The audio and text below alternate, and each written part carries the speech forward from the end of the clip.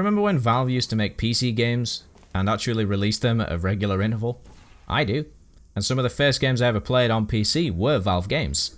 And here we are in 2019, where the only proper game Valve has released in the last couple of years was Dota 2 in 2013. And the only reason why I'm not counting Artifact, the card game they released late last year, is because it's pretty much dead. These are the stats as of Wednesday, the 13th of February 2019. It's not looking great for that game. Now the real question for me is, why did Valve stop making games in the first place? They were always a hit, they were always popular on PC, and they're really replayable. Half-Life series, Portal, Left 4 Dead can be replayed as many times as you want, and some of them are co-op, so you can even just play them continuously, and they're very moddable, so you can change the game to suit it how you wanted to play it. Just as an example, this clip is from Half-Life 2 Episode 2. This game came out just over 11 years ago, and for just over 11 years, you must admit it's looking pretty good. Now I'm not trying to say it's AAA worthy, it's not, but for the length of time it's been out, it still looks pretty good. But coming back to the question that I mentioned, which was why they stopped making games in the first place, the cynical-minded discussions that I've seen basically seems to think that because of the Steam store, they would never have to make another game again because of the amount of money they get from, the commission of selling the games on that storefront. Which I can see the whole point of and why they would think that, because it is probably true. They probably wouldn't have to make another game ever.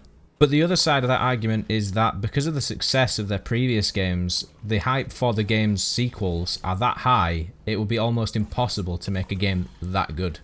And again, from the opposite side, I can kind of see that way of thinking as well, because every game seems to stop at 2. Portal 2, Team Fortress 2, Half-Life 2, Left 4 Dead 2. And it's been a running joke for a while, and even Gabe Newell himself has got on it a few times with the Dota 2 announcer pack kind of gag that they had going on as well. Now for those of you in the know, at this point you might be saying something along the lines of, "But Hitplay, what about that new game called In the Valley of the Gods that they acquired that's going to be out later this year?"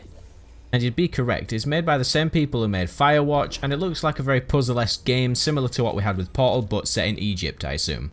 Although because there's very limited details about it at the moment, I don't really want to hazard a guess as to what it's going to be and how good it's going to be. Anyone's guess at this point would be valid.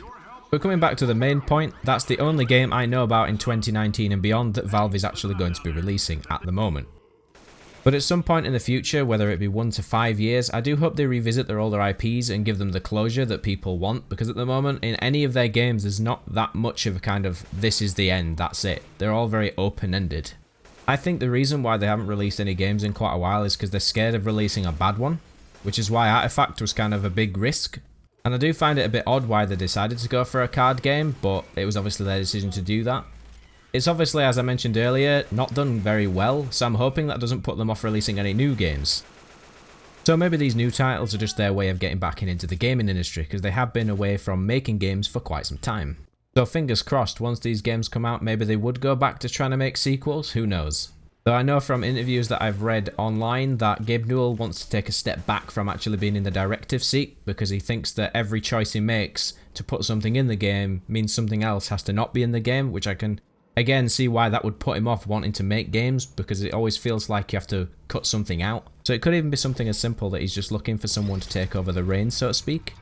So for me personally, I am pretty much on the fence and down the middle with it. I know they are making a comfortable amount of money, no doubt about that. They could sit on that for years to come. But at the same time, I think it pretty much does come down to hype and expectation.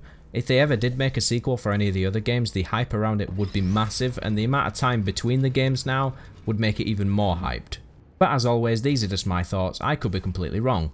If you have anything different to add, put it in a comment in the box below and we can have a discussion about it. So as always, if you like this video, give it a like. If you dislike this video, then give it a dislike. And if you really like me, you can give me a subscribe. And as always, follow me on Twitch. I do live streaming every so often. And I hope to see you here for the next video. At all, does any of this make any sense? Just tell me, just say yes. Okay, what you're doing there is jumping. You just jumped. But never mind, say apple. Apple. Okay, you know what? That's close enough. Just hold tight.